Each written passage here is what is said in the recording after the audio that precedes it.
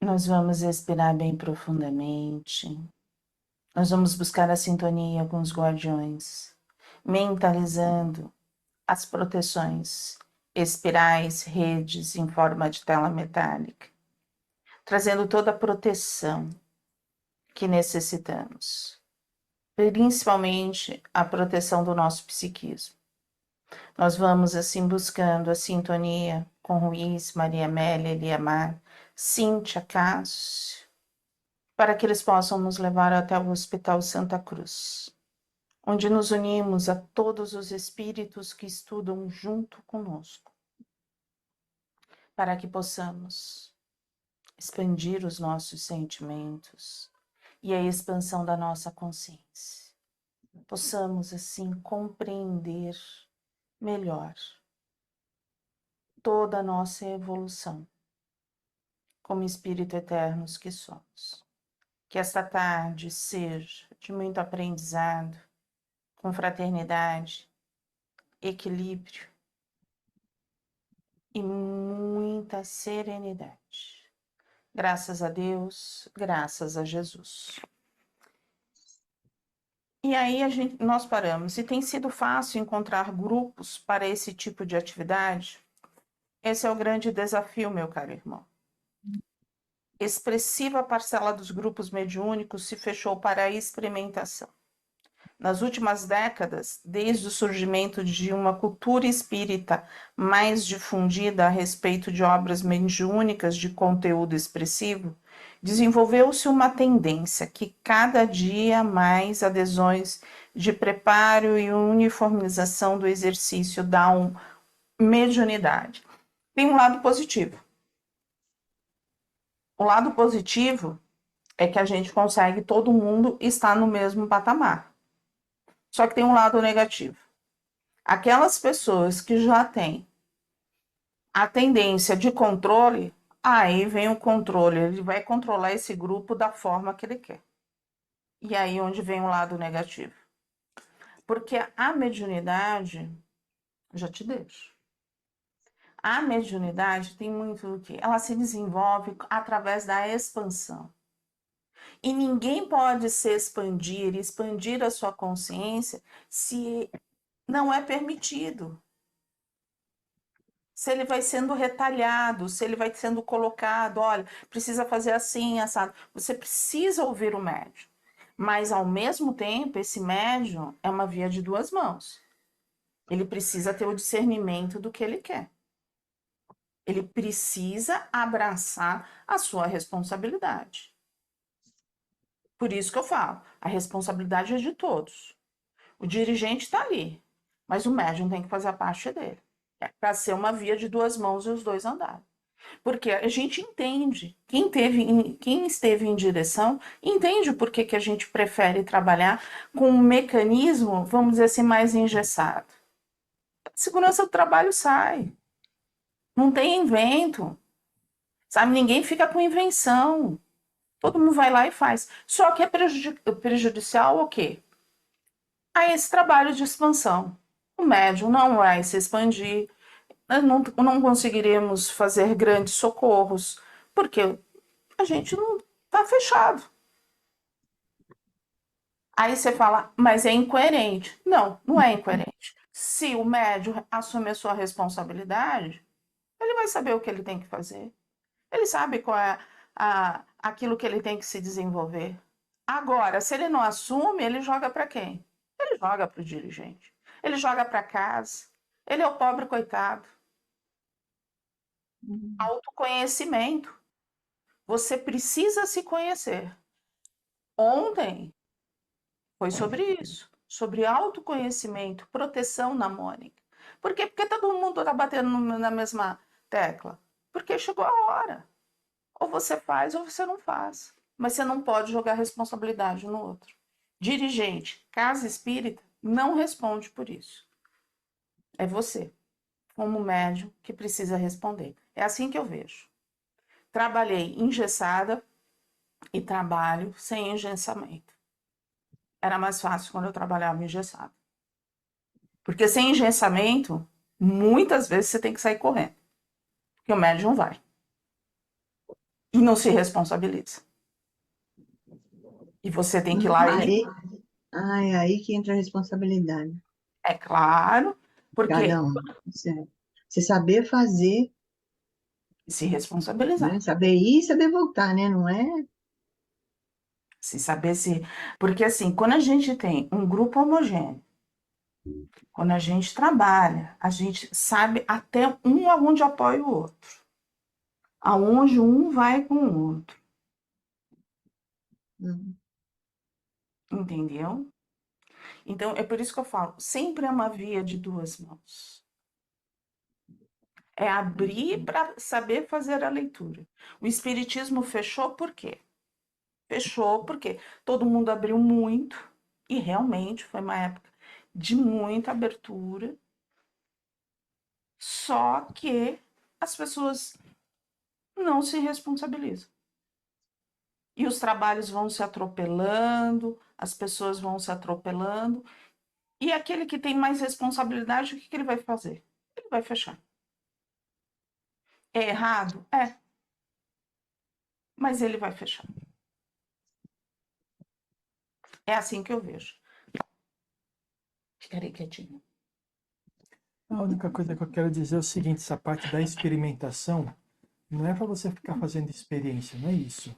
A parte da experimentação é quando chega um caso diferente em que você, dentro das regras, vamos dizer assim, você não consegue lidar com aquele caso, é você estar aberto a fazer alguma coisa diferente para atender aquele caso. Se a gente já sabe que ninguém é igual ao outro, que não existe uma receita que vá solucionar todos os problemas, então cada caso que chega para a gente no trabalho é um caso diferente.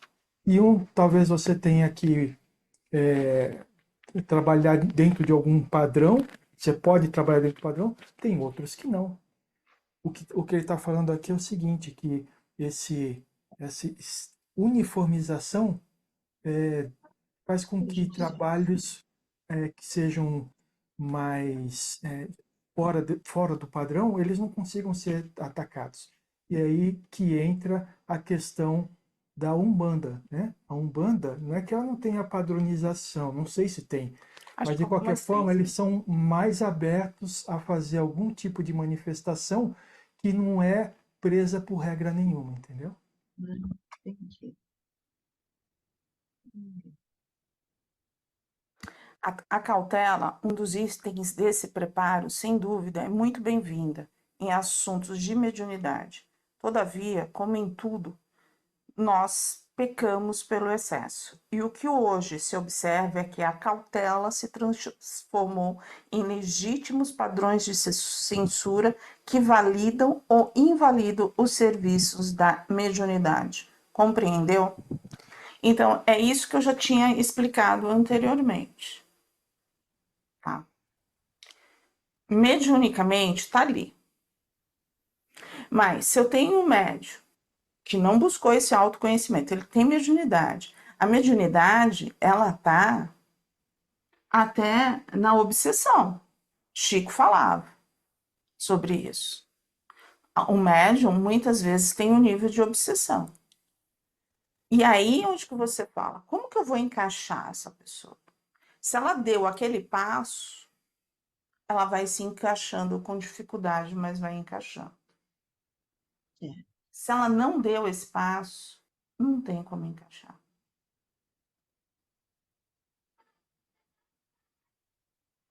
Porque a gente não vai conseguir fazer a parte dela. A gente não vai conseguir trazer a maturidade que é dela. E alguma coisa falta para ela. Né? E aí onde vem esse fator de cercear ou não cercear, de fechar ou não fechar. A mediunidade livre é a melhor coisa que existe. Mas com Mas, responsabilidade, com estudo, levando a sério, é pegar aquele grupo, vamos estudar isso aqui, vamos estudar isso aqui, vamos esmiuçar, vamos compreender que técnica vamos usar, como que você se sente, como você não se sente. É assim. Eu acho que é mais do que isso. Não é pegar aquele grupo e fazer. aí a responsabilidade é do dirigente. A responsabilidade do médium é ir atrás das informações, das coisas, para que ele esteja preparado quando quando o dirigente falar, vamos fazer isso, ele já saber o que quer. Porque senão, pode Também. chegar na hora da manifestação, não vai saber o que é. Aí não adianta falar assim, espera um pouquinho de espírito, aguarda um momentinho aí que eu vou dar uma lida aqui no livro X aqui, que diz alguma coisa a respeito disso, entendeu? É que, assim, eu já vou vendo os dois lados. Eu não estou dizendo que você esteja errado. O médium, se realmente for buscar o seu conhecimento e todo esse conhecimento, é melhor. Por quê? Mas aqui nós não estamos falando de dirigente, a gente está falando de médium, né? É, tá bom, eu paro de falar de dirigente. Vamos lá? Vamos. Algo mais?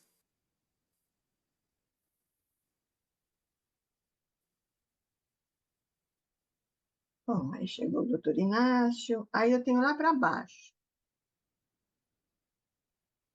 O cuidado excessivo dos núcleos doutrinários com o exercício da mediunidade acarretou um processo histórico de bloqueio. Muitos grupos mediúnicos deixaram morrer a fé do povo. É isso que você estava explicando? Não. É, porque Aí é. antigamente você fazia o quê? Você tinha as sessões, as pessoas viam os espíritos incorporando, os médiuns incorporando. A mesa branca, o que que é? A pessoa sentava ali, fazia a pergunta e ele ia te respondendo. Uhum. Sim. Só que você concorda comigo? O espírito vai te responder. Você vai querer que o espírito te responda tudo? Não entendi a pergunta, desculpa. Então, assim, você vai querer que o espírito te responda tudo? É o espírito Ah, me ensinar tudo, me que vai falar tudo que eu tenho que comandar a fazer passo sua a passo. vida. É o É, espírito que vai comandar a sua é. vida. Ah, entendi. Não, Então, o né? que que aconteceu? Foram se refreando tudo isso, porque muitas pessoas ficam dependentes disso. Eu só vou andar se o espírito responder. E aí o espírito não faz, a pessoa fica descrente. É isso. É mais ou menos Não, assim. a pessoa não dá o passo. Ela fica esperando que alguém fale para dar o passo. Ah, sei. Você lembra você lembra que o Ruiz veio e falou pra gente? Que É, eles que é. vão ajudar a gente, mas a gente tem que dar o passo. Ele não falou qual é o Isso. passo que a gente tem que dar. E cada um Não, entendeu diferente, cada né? um tem um passo para dar, não é? Eu acho que E cada um tem como, um, né? e como que cada um vai saber qual que é o passo que tem que dar? Se autoconhecimento. Autoconhecimento, aprendizado, Estudando, aprendendo. Sim. É porque Entendeu? muitos querem a receita pronta, né, gente? É é, fácil. É e aí Ah, é. fácil. Tá, e o pior não é tá. isso, o pior é que quando vem a receita pronta, a pessoa não aceita, Não, não vou É. fazer isso. né? Mas é Não, olha, exagero, é exagero. Imagina que eu tô Não, assim com tanta coisa assim. é isso aí, não, por quê? Porque a pessoa vai ter que fazer. vai ter que fazer. Responde. A pessoa vai ter que fazer, mas eu não quero fazer. Vocês vão ter que fazer. E aí a pessoa muda de centro, porque Muda de aquele sempre. centro é fraquinho. É isso aí. Ah, Entendeu? então é Foi isso que é o morrer do povo, então é, né? A é fé isso do aí. povo é isso aí, é querer que faça tudo por ela, Os como não espíritos é feito, façam. então ela diz, ah, não, então isso aqui não serve para mim. É isso Isso aí. aí. Entendi. Entendi. Agora, mais às vezes eu fico analisando, né? Quando a gente começou aqui, quando a gente estava na época Da da pandemia. pandemia, que tinha bastante gente, a gente chegava a ter dia de 30. vibrações com 20, 25 pessoas, Tinha né? de 30, né? É. Às vezes. No domingo era de E aí 30. foi diminuindo. Por que isso? Porque, primeiro, grande parte estava lá porque não tinha outro lugar para ir, não é verdade? Sim. Esse é o primeiro ponto. Ah, não, vai no centro. Não tem, tá fechado. Ah, É, Grande parte não tinha lugar para ir, né? É, E aí, quando a gente começou a estruturar mais o Pingo de Luz, o que que a gente falava? A gente vai dar recursos para você poder se levantar. Mas quem tem que se levantar é você e você que tem que caminhar. Ninguém quer sim. isso. Ninguém quer isso. As pessoas querem ir na igreja católica, na vida pessoal faz tudo o que bem entende. Aí vai na igreja católica e fala assim, ó, 10 Pai Nosso e 20 Ave Maria que tá tudo certo, né? Ou vai no centro espírita, não, tem aquela pessoa que Recebe o levanta o braço, passe. faz isso, aquilo lá, bom, agora eu tô bem. Não percebe que tá tomando passe já faz 10 anos e não melhora, mas tudo bem, né? Pessoa vai lá na igreja evangélica, escuta aquele jeito dos pastores falar, tem o banho de descarrego, agora fizeram por mim. É assim. Aqui a gente falou o quê? Ó, caminha. Se você não caminhar, você não vai sair do lugar. Bora? Mas não tem ninguém para me carregar no colo? Não. Não. Diga, Solange. Aqui, vocês expandiram a nossa mente nesse sentido, nesses A lugares. consciência. Nesses A lugares, consciência. as pessoas não ouvem isso. Então, mas a gente fez esse trabalho de expansão de consciência e Sim, expandiu a consciência àqueles que já estavam maduros para ter isso. É. O resto, cada um pegou o seu caminho. Tá certo? Tá certo. Porque se a pessoa não está preparada para aquilo, ela tem que procurar um caminho diferente, né? Se você quer subir rápido na montanha, você tem que pegar o caminho mais difícil, que é passar direto e direto. Agora, tem pessoas que não querem, então fica dando volta na montanha, subindo devagarzinho. Vai levar 10 anos para chegar lá, mas chega também. E outra coisa, que nem assim, se a gente conseguiu expandir a nossa consciência, a gente conseguiu o nosso propósito. A gente não vai expandir a consciência do outro. É isso aí. Porque a expansão do outro pode ser de uma outra maneira. Pode não ser através de uma religião, pode ser através de uma filosofia qualquer. Ou pode ser ajudando um grupo que ajuda pessoas na rua, por exemplo.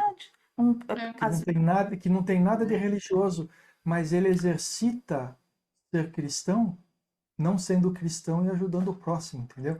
Entendeu? Então, assim, essa expansão de consciência a gente não vai conseguir passar. Aí você fala, então o que vocês dois ficam fazendo aqui?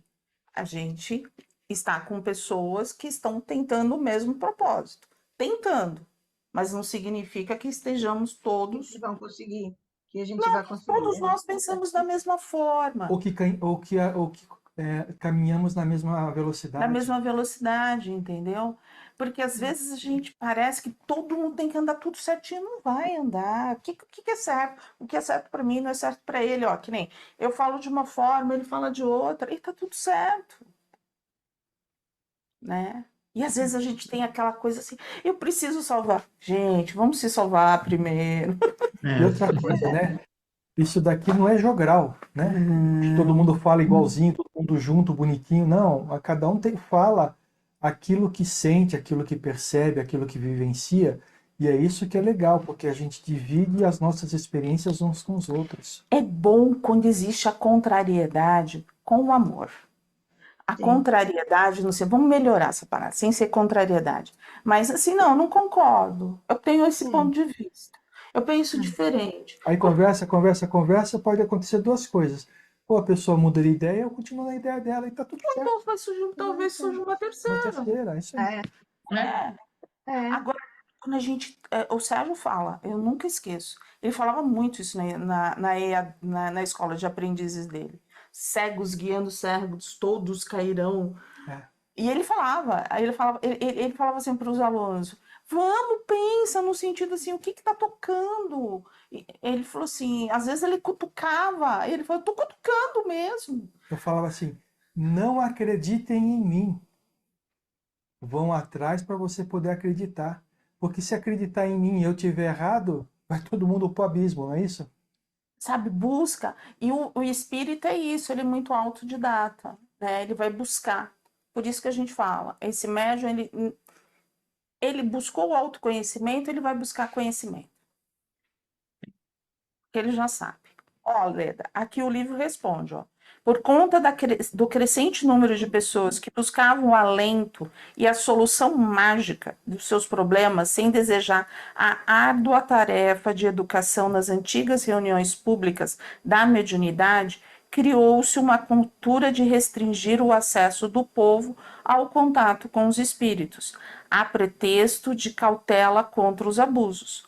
Boa parte dos grupos adotou reuniões intituladas fechadas e proibiu as manifestações públicas. É.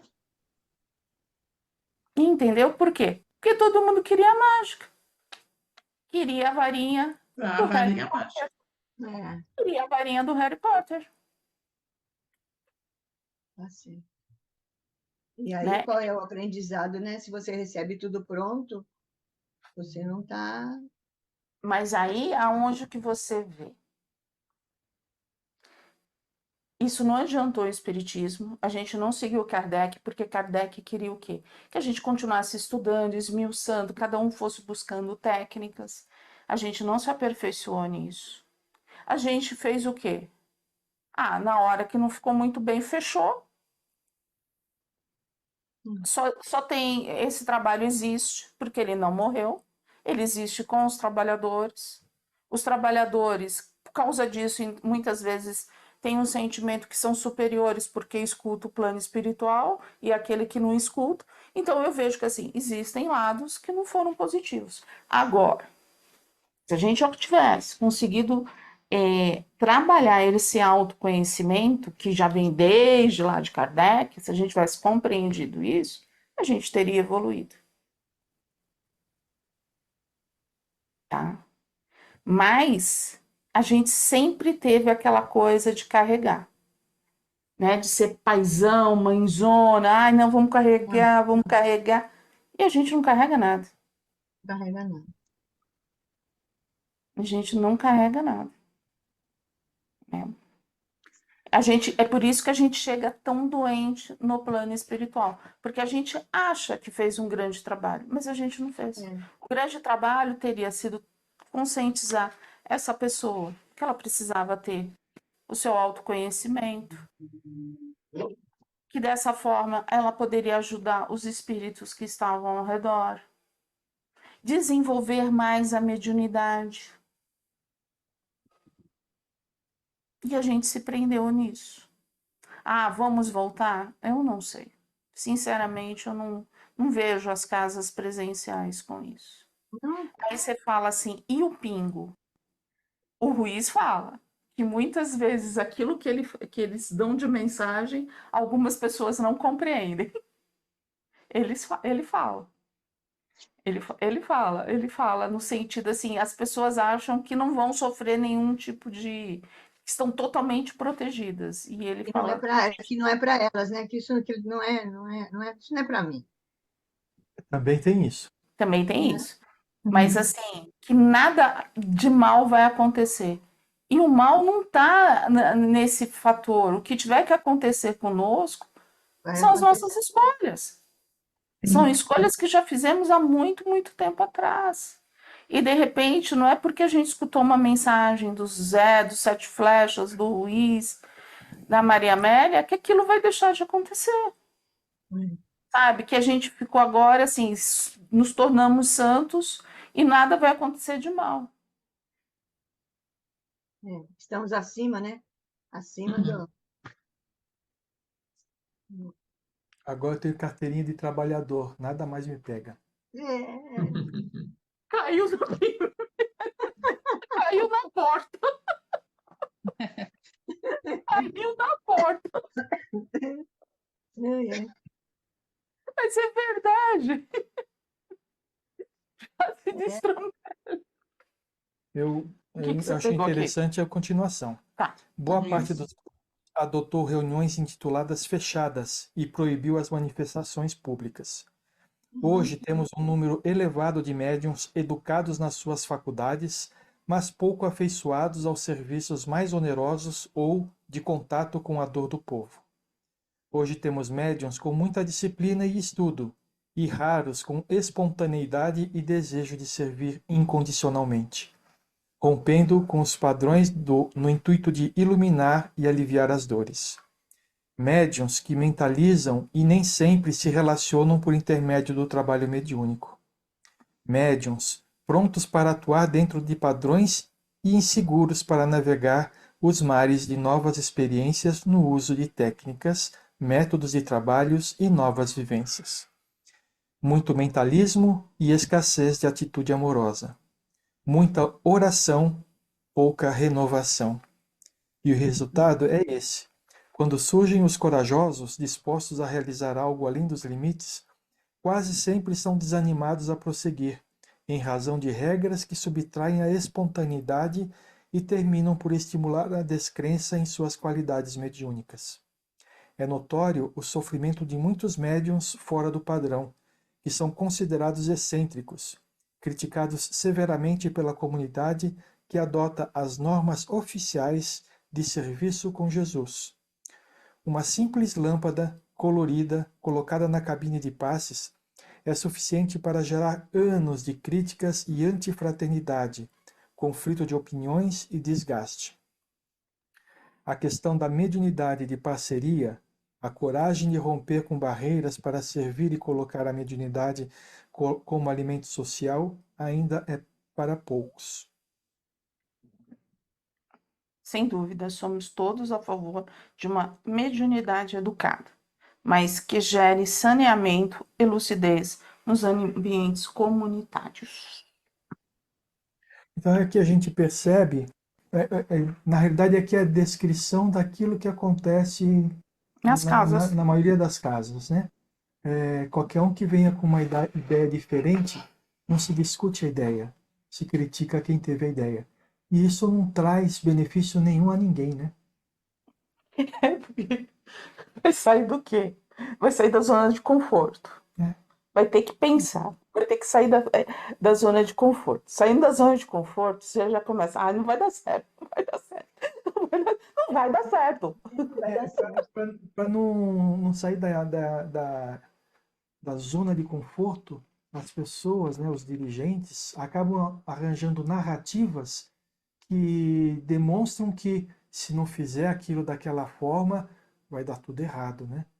Então, se a gente seguisse à risca tudo aquilo que pregaram para a gente como essa disciplina de regras, a gente não tinha feito Pingo de Luz. Eu fico pensando agora. A gente não estaria aqui, né? Não. Eu fico pensando agora no sentimento que a gente tinha, nós dois, né? Eu não estava em químio, eu tinha terminado a minha químio em dezembro, né? O Sérgio era dirigente de AE, estava dentro de uma casa. Eu ia dirigir aquele grupo de médiuns, já estava estipulado pela casa. Estava tudo certo. A vida estava de boa. Surgiu a Covid. O que veio para gente no primeiro momento?